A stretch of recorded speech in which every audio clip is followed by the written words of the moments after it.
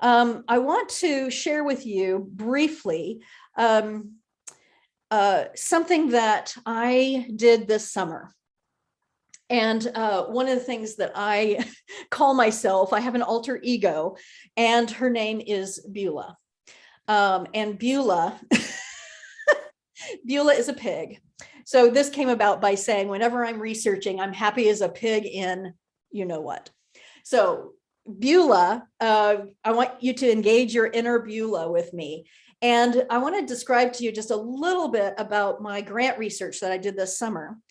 Because it gave me incredible hope. And I think it's one of the most exciting things that I've seen, and it's sparked my fire again. And that is, we looked at successfully entrepreneurial churches, churches who have taken their property and done something amazing with it that is outside of the box, entrepreneurial, right? And we looked at and tried to find what are the attributes of churches who were successful. We compared that with churches who aren't successful in order to get to these things. But real quickly, and I'm not going to go through this in detail because this is not a webinar on that research, although I will have one at some point. But some of the attributes were leader orientations that are learning and listening and focused on the abundance and not the scarcity. Comfort with risk and uncertainty. Oh my goodness. And so we're going to come back to this, but this is a big one, is that it's not about a certain skill set or set of a certain kind of charismatic leader. That didn't matter. It was that we have a learning mindset, a listening mindset, and a mindset of abundance.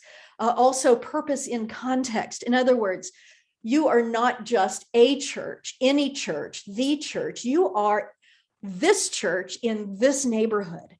And when you dig down into those details and figure out your purpose in your context, these churches then were able to understand their mission in that place. And so getting clear about their personal call, which is internal work that we can be doing, and external work, which is getting really familiar and being very clear about how you intersect with your neighborhood. Now, I have to say that this was the impetus for my Advent Christmas series, this research.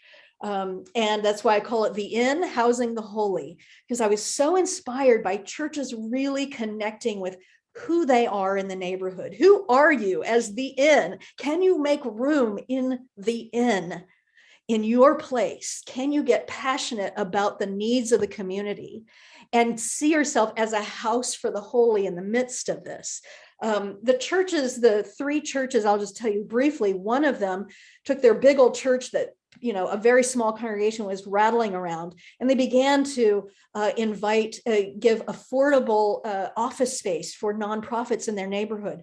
They began to make affordable space for educational groups in their neighborhood. They created kind of the medieval parish model, back to that model, saying, how can we be a hub for the holy? And those of you who did my Lent series called Holy Vessels know that I was really pushing folks to understand how they could become a hub of renewed health.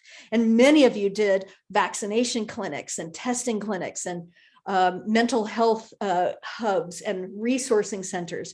And that's exactly what this series is about. And I'm so very excited that we can focus on the innkeeper, not as the sort of gets a bad rap, right? The innkeeper does. And actually the innkeeper is not biblical, not in there, but we in our imaginations have always talked about the innkeeper. But the innkeeper was an entrepreneur that said, actually, we don't have room, but let me think, where could we get you room? Right? So thinking outside of the box. And so I'm very excited about this series. And one of the things that I'm going to do as part of it in preparation for it is invite leaders of churches to read a book that I discovered in my research called We Aren't Broke. It's a brand new book, and it's about looking at the assets, the abundance of your church property and your neighborhood, and saying, how can we leverage this to not just survive or just try to get pledges in order to keep the doors open, but how can we create a business model and a financial model that can sustain not only us, but can also help the neighborhood? So I'm very excited about this. At the end of the webinar, I'll give you a discount code for 20% off of this series. If you're not a Worship Design Studio subscriber, of course, those of you who are, it's always free to you. And we're going to do a pre-sale until Labor Day. So just so you know, looking holistically, this is all about looking holistically, and then our worship helps us.